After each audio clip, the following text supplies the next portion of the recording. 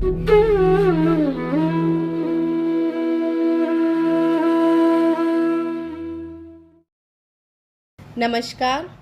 मैं शून्य ज्ञान मार्ग के शून्य बोधिसत्व में आपका स्वागत करती हूँ। यह एक अवसर है जीवन से अज्ञान का नाश करने व जीवन को शांतिपूर्ण और आनंद में जीते हुए मुक्ति को प्राप्त करने का। त्रिदिवसीय कार्यक्रम ज्ञान मार्ग का एक संक्षिप्त रूप है। त्रिदिवसीय कार्यक्रम में 3 तरह के ज्ञान, पहले दिन आत्मज्ञान, दूसरे दिन माया का ज्ञान और तीसरे दिन ब्रह्म ज्ञान, तीनों तरह के ज्ञान का संक्षिप्त परिचय है। इन तीनों तरह के ज्ञान को मूल ज्ञान भी कहते हैं। आज त्रिदिवसीय कार्यक्रम का पहला दिन है और आज का विषय है आत्मज्ञान। मेरे साथ हैं प्रिया सिंह। त्रिदिवसीय कार्यक्रम में प्रिया सिंह, आपका स्वागत है। धन्यवाद। त्रिदिवसीय कार्यक्रम के विषय आत्मज्ञान से शुरू करने से पहले मैं आपसे पूछना चाहती हूँ, क्या आप कभी अपने जीवन में किसी अध्यात्म से या किसी गुरु से या किसी मार्ग पे आप पहले से जुड़ी हुई हैं? हाँ माँ, मैं पिछले 3 साल से ओशो की वीडियो देखती हूँ कंटिन्यू, और मैं उन्हीं से जुड़ी हुई हूँ। तो आप ओशो की वीडियो किस माध्यम से देखती हैं? मैं यूट्यूब पे सर्च करके उनकी देखती हूँ वीडियोस। तो कैसा लगा आपको ओशो की वीडियो देख के? मुझे बहुत मेरी लाइफ में बहुत परिवर्तन आया, और मैं बहुत अलग टाइप की थी, मैं बहुत ज़िद्दी थी, और बहुत सारा परिवर्तन मैंने खुद में ही देखा उनकी वीडियो सुनने के बाद, और धीरे धीरे उन्हें अपने जीवन में भी लागू किया है मैंने। और अभी उस तरह से तो ज्ञान मुझे नहीं है, लेकिन फिर भी मैंने अपने अंदर ही जो परिवर्तन देखा, तो बहुत ज़्यादा परिवर्तन देखा। तो शुरू करते हैं आत्मज्ञान से। आत्मज्ञान आपने कभी सुना है ये सब? हाँ, आत्मज्ञान का मतलब स्पष्ट तो नहीं, लेकिन मैंने आत्मज्ञान का मतलब है कि खुद के बारे में ही जानना। और मैं आपसे पूछना चाहती हूँ कि आत्मज्ञान क्या है, आप मुझे बताइए। आत्मज्ञान का मतलब होता है स्वयं के बारे में जानना, जी। स्वयं के स्वरूप के बारे में जानना, मैं कौन हूँ, यह जानना आत्मज्ञान है। जी। क्या आत्मज्ञान आवश्यक है? लोग जब भी अध्यात्म की तरफ आते हैं तो उनकी 2 ही वजह होती, या तो वो बहुत दुखी होते हैं, जी, जीवन से दुखी होते हैं, तब वो अध्यात्म की तरफ आते हैं, या फिर वो दुखी नहीं है, सब चीज़ से संपन्न है, सारी सुख सुविधाओं से, जीवन के हर एक पहलू से भी वो अगर संपन्न है, तब भी जिज्ञासा बस वो अध्यात्म की तरफ आते हैं। तो ये कोई आवश्यक नहीं है, ये आवश्यक नहीं है। अगर आपका जीवन बहुत शांतिपूर्ण चल रहा है, आनंद में चल रहा है और कोई जिज्ञासा भी नहीं है, तो ठीक है, फिर जीवन का आनंद लीजिए। परंतु यदि आपके जीवन में बहुत दुख है, बहुत कष्ट है, या एक खोज है परमात्मा को पाने की, बहुत जिज्ञासा है कि जिसको हमने नहीं जाना तो कुछ छूट जाएगा हमारे जीवन से, तब ये आवश्यक है। माँ, मेरा एक और प्रश्न है। मैं पूछना चाहती हूँ कि आत्मज्ञान होने से क्या लाभ है? आत्मज्ञान होने से, जैसे मैंने अभी बताया, सबसे पहले तो दुखों का अंत हो जाता है। दुखों का अंत होने का मतलब है अज्ञान हमारे जीवन से हट जाता है। जी। जैसे ही हमारे जीवन से अज्ञान हटता है, तो सबसे पहले हमारे जीवन से दुखों का नाश होता है, मान्यताओं का नाश होता है। जो अवधारणाएं हमें अपने परिवार से, समाज से, जाति धर्म के लोगों के द्वारा जो हमारे ऊपर थोपा गया है, उन सब से हमें मुक्ति मिल जाती है। और जब जीवन से ही दुखों का अंत हो जाता है, तो जीवन बहुत ही सुखमय हो जाता है। और ये जन्म और मरण से छुटकारा आत्मज्ञान के बाद ही मिलता है। तो अगर आप जीवन से बहुत दुखी हैं और इन दुखों से छुटकारा पाना चाहते हैं, तो आत्मज्ञान लाभप्रद होगा। और दूसरा ये है कि जो व्यर्थ के कार्य हैं, उनसे छुटकारा मिल जाता है। जी जी। व्यर्थ के विचारों से छुटकारा मिल जाता है, इच्छाओं पे नियंत्रण आ जाता है हमारा।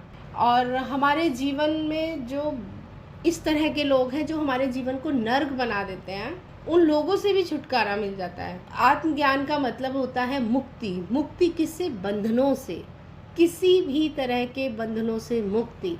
जो आपका वास्तविक स्वरूप है, फिर उसमें आप स्थित हो जाते हैं, जिसके कारण जीवन बहुत ही सुंदर हो जाता है, आनंदमय हो जाता है। अच्छा माँ, आत्मज्ञान को कैसे जाने? आप मुझे आत्मज्ञान बताइए। को जानने का जो तरीका है वो है नेति नेति विधि। नेति नेति विधि का प्रयोग करके हम आत्मज्ञान तक पहुंच सकते हैं। और नेति नेति विधि क्या है? जो जो मैं नहीं हूँ उसको अलग कर देना। जैसे आत्मज्ञान का मतलब मैंने आपको बताया कि आत्मज्ञान का मतलब है मैं कौन हूँ ये जानना, अपने स्वरूप को जानना आत्मज्ञान का मतलब है। और हम यहाँ पे प्रयोग करेंगे नेति नेति विधि का। जो मैं नहीं हूँ उसको अलग रखते हुए चले जाएंगे। जैसे आप हो, जहाँ बैठे हो वहाँ क्या क्या चीज़ें दिखाई दे रही हैं? पिल्लो है, बेड है, और पर्दे हैं, एसी है, घड़ी है। तो ये सारी चीज़ें आपको दिखाई दे रही हैं जी। और आपको ये भी समझ में आ रहा है कि जो भी चीज़ें दिखाई दे रही हैं वो आप नहीं हो। हाँ, मैं नहीं हूँ। क्यों? क्योंकि जिस चीज़ का भी हम अनुभव कर लेते हैं वो मैं नहीं हूँ।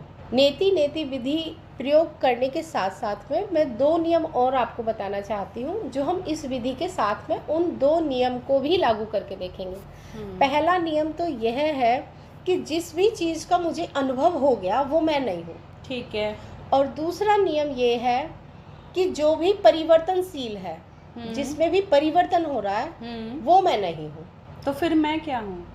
उसी की ही खोज अभी करेंगे हम। तो इन 2 नियम को आप ध्यान में रखते हुए अब मुझे बताइए कि क्या क्या चीज़ें जो दिखाई दे रही हैं आपको, जो भी चीज़ें दिखाई दे रही हैं उसमें पहला नियम लगाएंगे हम। पहला नियम कहता है कि जो भी मुझे अनुभव हो गया वो मैं नहीं हूँ। वो मैं नहीं तो हूँ। आपको एसी का अनुभव हो गया? हाँ, वो मैं नहीं हूँ। चेयर का हो गया है, बेड का हो गया है, नहीं घड़ी का हो गया है, वो नहीं हो आप। अब इन्हीं चीज़ों पर हम दूसरा नियम अप्लाई करते हैं कि जो परिवर्तनशील है वो मैं नहीं हूँ। क्या इन सारी चीज़ों पर हमारा दूसरा नियम भी लागू होता है? जैसे एसी परिवर्तनशील है। हाँ, जब बना है, नया है, चाहे वो 5 साल लगे, 10 साल लगे, 20 साल, 50 साल, लेकिन एक दिन वो पुराना हो जाएगा और बेकार हो जाएगा। हाँ, है ना? तो परिवर्तन हुआ, नए से पुराना। उसी तरह से चेयर भी है, नए से पुराने में परिवर्तन। घड़ी आज ठीक चल रही है, कल को खराब हो जाएगी, बेकार हो जाएगी, ये भी। तो जितनी भी चीज़ें हैं जिनको मैं अनुभव कर रही हूँ वो भी मैं नहीं हूँ। और क्योंकि वो चीज़ें परिवर्तन भी हो रही हैं, दूसरा नियम भी लागू हो गया, तो वो मैं नहीं हूँ। अब इसी दोनों नियमों को लागू करते हो आप इस जगत की सारी चीज़ों को देखो। आप इसमें से कुछ हैं? इसमें से तो मैं इस तरह तो कुछ भी नहीं हूँ, क्योंकि मैं सब चीज़ें देख पा रही हूँ। हाँ, तो जगत की कोई भी चीज़ें जिन्हें मैं सिर्फ देखना ही इसमें हम शामिल नहीं करेंगे। मतलब शरीर की 5 भौतिक इंद्रियों से जो भी अनुभव हो रहा है इस जगत का वो मैं नहीं हूँ। ठीक है? ये हुआ जगत की वस्तुओं की चीज़ों को अलग कर देना इस मैं से।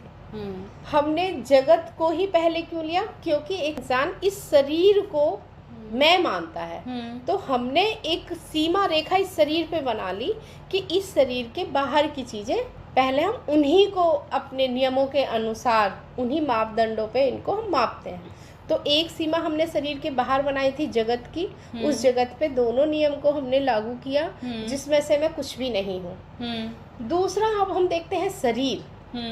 शरीर पे भी इन्हीं दोनों नियम को हम लागू करके देखते हैं कि जिसको मैं अनुभव कर रही हूँ वो मैं नहीं हूँ। मैं अपने हाथों को देख पा रही हूँ, पैरों को, आँखों को, बाहर की पूरा जो भी शरीर है मैं शीशे में खड़े होकर उसको पूरा देख पा रही हूँ।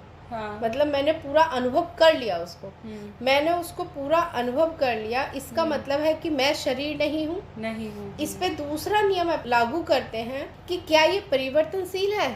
हाँ, शरीर बढ़ता भी है। पहले बच्चा था, फिर जवान हुआ, फिर बूढ़ा हुआ, फिर खत्म भी हो जाएगा।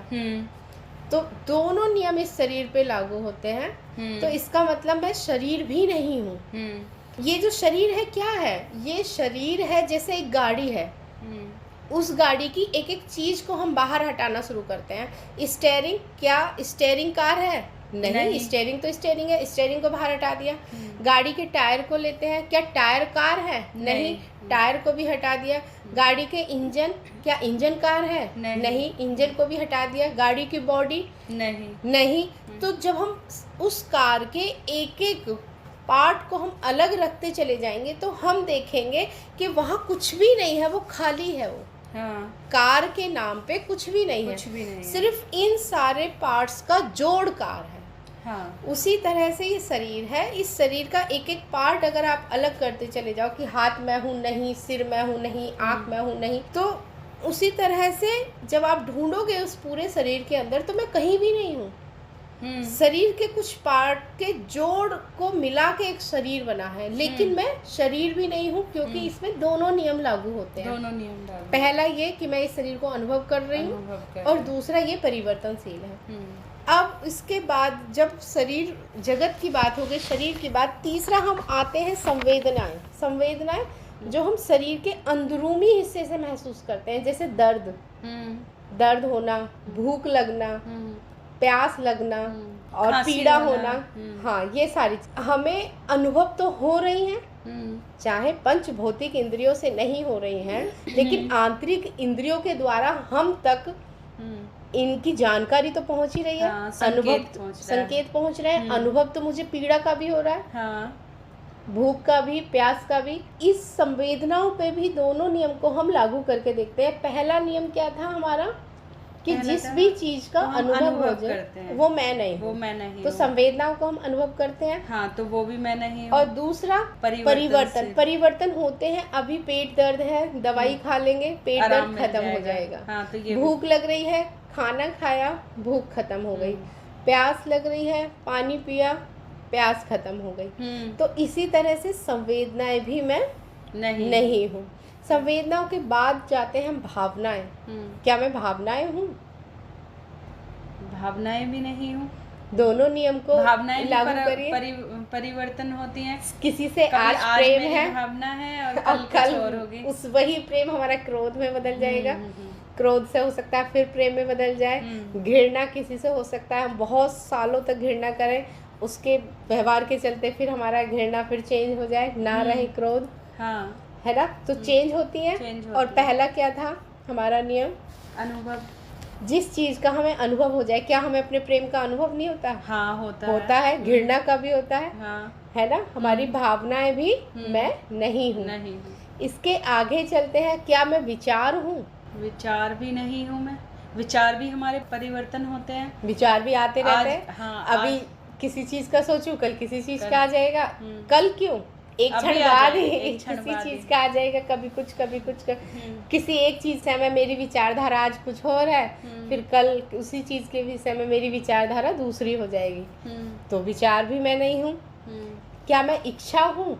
इच्छा भी नहीं हूँ, क्योंकि इच्छा भी परिवर्तन होती है। और इच्छाओं को भी हम अनुभव कर सकते हैं। हाँ, बिल्कुल। आज मुझे बुलेट चाहिए और कल हो सकता नहीं चाहिए या हाँ। फिर चाहिए। अभी 2 महीने पहले मेरा बहुत मन था, लेकिन अभी मेरा बिल्कुल मन नहीं है। हाँ, तो इच्छाएं भी परिवर्तित हो गई। वो भी मैं नहीं हूँ। वो भी, और उसका अनुभव भी कर पा रहे हो। हाँ, वो भी नहीं हो रही है। क्या स्मृति हूँ मैं? यादें भी नहीं हूँ मैं। परिवर्तनशील है, क्योंकि अभी मुझे याद है और हो सकता है मुझे वो बात कल याद ना रहे। बहुत जल्दी याददाश्त भी चली जाती है क्षण भर में, तो वो भी मैं नहीं। तो स्मृति भी मैं नहीं हूँ। और स्मृति का भी अनुभव हमें होता है।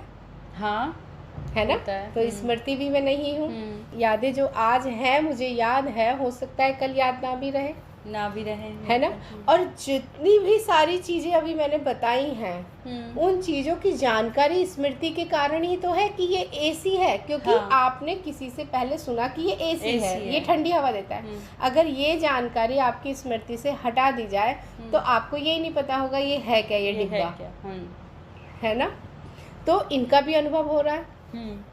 तो अब जब जगत की कोई चीज आप नहीं हो, ये शरीर का बाहरी हिस्सा आप नहीं हो, शरीर की अंदरूनी हिस्सा आप नहीं हो, विचार आप नहीं हैं, है ना? भावनाएं नहीं हो, इच्छाएं नहीं हो, तो फिर आप क्या हो? आत्मा हूँ। आत्मा क्या? या बस शब्द सुन लिया? बस शब्द ही सुना है ना? जबकि कहा यह जाता है कि जो सत्य है वो अभी है, यही है, इसी क्षण है। सत्य कभी परिवर्तित नहीं होता, है ना? कहते हैं ना, जो परिवर्तन हो गया वो अनुभव है। वो जिसमें परिवर्तन है वो माया है, मिथ्या है, वो अनुभव है। एक चीज मुझे बताइए, क्या जितने भी अनुभव अभी आपको हुए हैं, हो रहे हैं अभी प्रत्यक्ष में भी, अगर वो अनुभव है तो वो हो तो रहे हैं, हाँ। किसी ना किसी को तो हो रहे हैं वो, ये तो निश्चित है कि आप अनुभव कर रहे हो।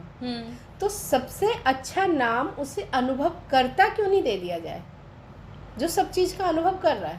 मैं को, हाँ, इस मैं को जिसको आप पहले ये कहते थे मैं डॉक्टर हूँ, मैं इंजीनियर हूँ, या मैं प्रिया सिंह हूँ, या मैं ये शरीर हूँ, इस मैं को ही अगर हम, जिसको आप मैं कह रहे थे, मैं तो वास्तव में कहीं है ही नहीं। जब हमने एक एक चीज को निकाल के बाहर छोड़ा तो वहां पे मैं जैसा कोई चीज ही नहीं बची, लेकिन एक चीज बचा, मेरा होना बचा, मैं हूँ।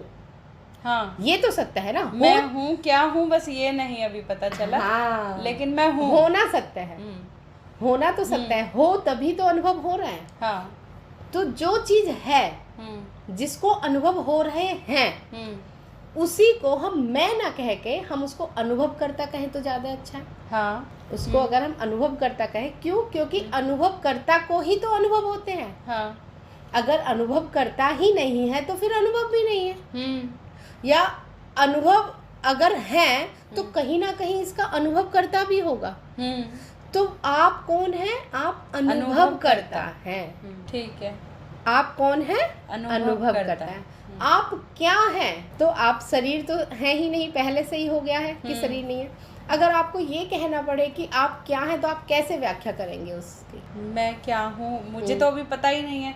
मतलब अनुभव करता जो है, मैं को हटा के अब मैंने यही जाना कि अनुभव करता हूँ मैं। हाँ। मैं की जगह अनुभव करता। हाँ, अनुभव करता है जो इन सारे अनुभवों को अनुभव कर रही हैं। ठीक है, लेकिन अभी आप बैठ के 2 मिनट सोचेंगी कि जब सब कुछ मैं नहीं हूँ, सारी चीजें हटा दी, तो बचा क्या मेरे पास? सिर्फ यही बचा कि इन सारे, हाँ, मैं कुछ भी नहीं हूँ, इसका मतलब मैं शून्य हूँ। हाँ, इसी को सत्य कहते हैं, यही सत्य है। मतलब मेरा कोई अस्तित्व नहीं है, नहीं बस है। मैं जीरो हूँ। बिल्कुल, बस आप हो, ये सत्य है। बस आप हो, ये सत्य है। इसको कोई नहीं झुटला सकता। आप हो, अभी भी हो, पहले भी थे, बाद में भी रहोगे। लेकिन क्या हो, इसको आप व्याख्या कैसे करोगे? क्योंकि आपके अंदर कोई गुण ही नहीं है, आप निर्गुण हो। इसको भी जाना जा सकता है कि मैं क्या हूँ। फिर मैं शून्य हूँ, तो शून्य भी क्या है, इसको भी मतलब इसका भी पता लगाया जा सकता है कि अगर इसको आपने पता लगा लिया तो पता लगाएगा कौन? अनुभव करता।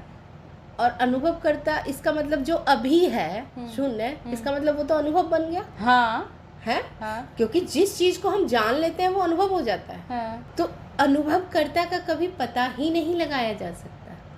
तो इसका मतलब कुछ है ही नहीं। कुछ भी नहीं है, कुछ है ही नहीं, सिर्फ होना मात्र है। तो क्या होना भी खत्म हो जाता है? नहीं, होना हमेशा रहता है। बस एक यही सत्य है, मेरा होना कभी नहीं बदलता। अब इस होने पे हम दोनों नियम लागू करके देखते हैं। पहला नियम क्या था? मैं एक चीज पूछना चाहती हूँ माँ, आपने कहा कि मैं कुछ भी नहीं हूँ, मैं शून्य हूँ। जब मैं कुछ हूँ ही नहीं, तो फिर ये जो कहते हैं कि क्या नाम है, हमें ज्ञान की प्राप्ति हो गई है, तो फिर वो किस चीज की प्राप्ति होती है? शून्यता की। अज्ञान का सिर्फ नाश होता है। तो इसका मतलब आज मुझे प्राप्ति हो गई? बिल्कुल, अगर शून्यता पे पहुंच गए तो हो गए। और फिर इसके बाद माया का ज्ञान, जो अभी तक हम जिसको सच समझते थे, उसका ज्ञान होगा। ओके। अगले दिन और तीसरे दिन ज्ञान होगा ब्रह्म ज्ञान, कि सब कुछ मैं ही हूँ। पहला ज्ञान आत्मज्ञान, दूसरा ज्ञान माया ज्ञान, और तीसरा ब्रह्म ज्ञान। हाँ जी। और उसके बाद जब ये तीनों ज्ञान हो गए तो फिर जीते जी ही मुक्ति है, मोक्ष। तो मैं तो धन्यवाद करूंगी आपका कि तो बेकार के ही अहंकार लोग लेके घूमते हैं।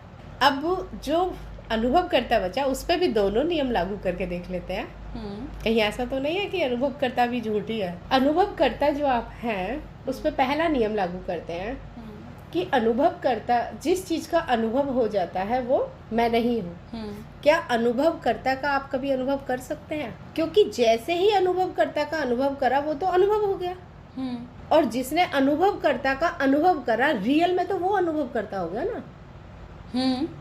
तो अनुभवकर्ता का कभी अनुभव नहीं किया जा सकता, हाँ है ना। दूसरा नियम लागू होता है कि क्या अनुभवकर्ता परिवर्तनशील है? जैसे नहीं, क्योंकि same जैसे आप situations बचपन में थे, वहाँ था अनुभवकर्ता, हाँ जवानी में है, हाँ बुढ़ापे में भी हाँ रहेगा, हाँ है ना। अनुभवकर्ता को परिवर्तन आप कैसे करोगे? उसमें कोई परिवर्तन नहीं है। गुस्सा आ जाएगा तब भी अनुभवकर्ता होता है, चला नहीं जाता। प्रेम आता है तब भी अनुभवकर्ता होता है, कोई तो कर ही चला रहा है नहीं इस चीज़ जाता, को। है ना। तो अनुभवकर्ता में कोई परिवर्तन भी नहीं होता, वो शून्य है। अनुभवकर्ता का कोई आकार भी नहीं होता, आकार भी नहीं होता, वो निराकार है। वो उसका कोई रंग नहीं होता, उसका कोई रंग नहीं होता, उसका कोई रूप नहीं होता। क्योंकि अगर उसका रंग होता, रूप होता, आकार होता तो हम उसे जान लेते, और जैसे ही जानते तो वो अनुभवकर्ता कहाँ रहा? वो तो अनुभव हो गया। तो ना उसका रूप है, ना रंग है, ना आकार है, ना कोई गुण है, इसीलिए उसे निर्गुण कहते हैं। हम कभी भी शब्दों से उसकी व्याख्या नहीं कर सकते हैं, सिर्फ हम अनुभवकर्ता हो सकते हैं। अनुभवकर्ता का होना सत्य है, और वो कभी नहीं परिवर्तित होता, और वो कभी भी कहीं भी नहीं जाता। वो हमेशा रहता है, हर हमेशा। जन्म में रहता है। जन्म तो अच्छा होता, वही जन्म है, किसका? जन्म तो ये शरीर शरीर का उत्पन्न जन्म, होता है, हाँ। शरीर खत्म हो जाता है। शरीर खत्म हो जाता है। शरीर जन्म लिया, बढ़ा, जवान हुआ, बूढ़ा हुआ, फिर खत्म हो वही गया। हुआ। ये तो जन्म तो शरीर का होता है, और शरीर की ही मृत्यु होती है। मेरा कभी जन्म नहीं होता। आप कैसे मानोगे कि तुम्हारा जन्म हुआ है? अभी भी जो तुम्हारे माँ बाप हैं उन्होंने तुम्हें बताया कि तुम इस डेट पे पैदा हुए, लेकिन उन्होंने किस चीज़ को बताया पैदा हुआ? इस शरीर को बताया पैदा हुआ। शरीर को ही तो बताया, शरीर को ही बताया, सही बात तुम है। कब पैदा हुए क्योंकि ये हम कौन बताएगा? शरीर को ही तो मैं समझते हैं। हम उसको नहीं जान सकते हम कभी भी अनुभवकर्ता के बारे में। क्या रंग है, क्या रूप है, क्या इसका आकार है, कैसे इसके गुण हैं। लेकिन एक चीज़ सत्य है कि मेरा होना सत्य है। ठीक है, ठीक है। और यहीं पे ही बहुत अच्छा लगा मेरे को, बहुत।